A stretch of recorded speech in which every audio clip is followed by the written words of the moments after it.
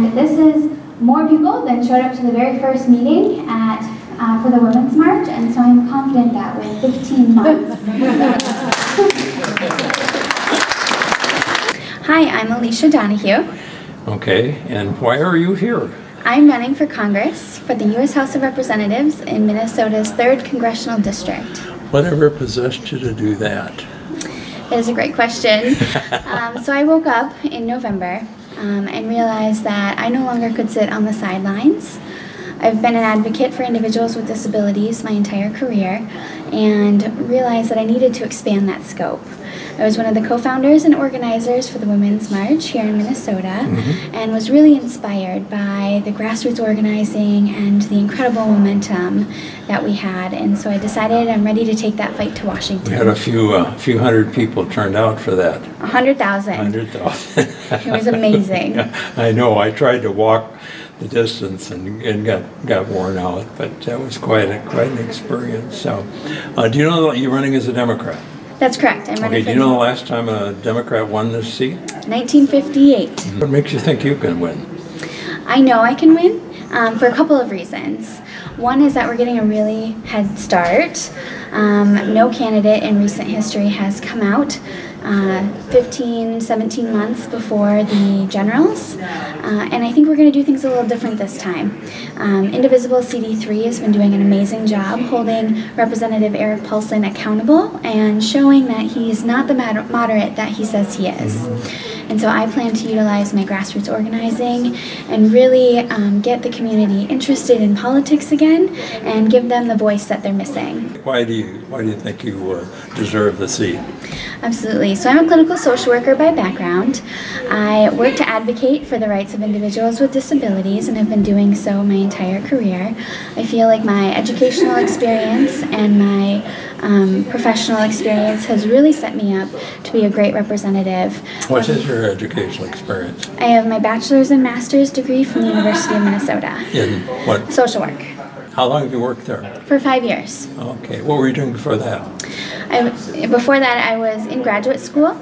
I've worked in home services for adults and adolescents with mental health. I worked on an ACT team, which is essentially a hospital without walls, providing services to Minnesota's most vulnerable individuals. Minnesota's most vulnerable is what our statute defines, and that's individuals with mental health and developmental disabilities and our elderly population. Essentially, all populations whose voices typically go unheard. Where do you think Erik Paulsen's vulnerable? I think he's most vulnerable in where he shows his values to be or not to be.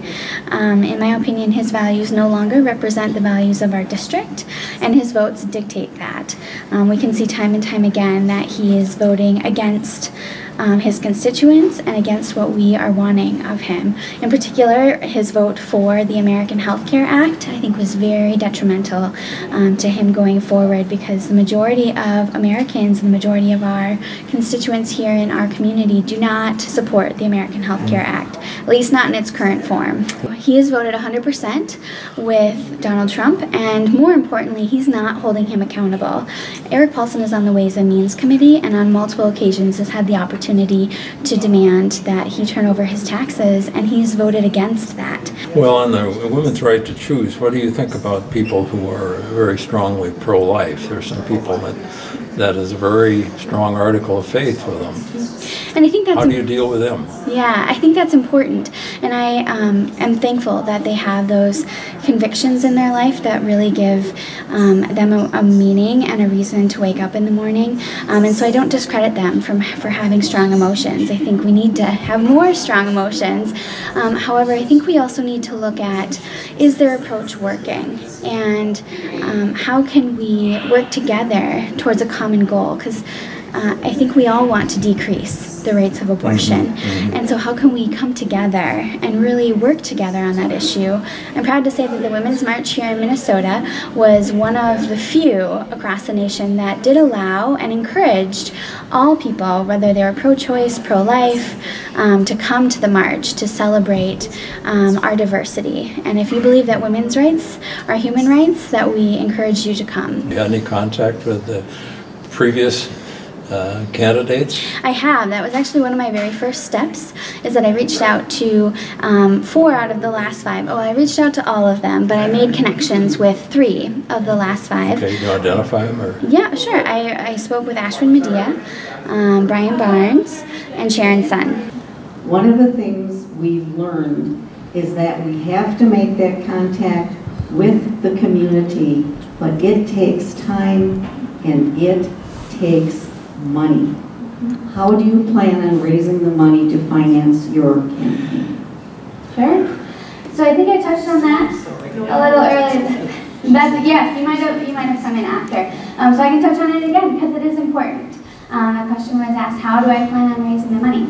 So I will openly stand here and say I will not self-finance. I cannot. And I don't think that's the way to do it. I think what we need to do is to get people invested in politics. If I were to not be fortunate enough to get the endorsement for the DFL, what would I do? At that point, I would throw all of my support behind whichever candidate was selected. Because this is not about me. It's never been about me. And it will never be about me. What it's about is all of you. And so who you choose to be your next representative for the DFL ticket is who I'm going to support.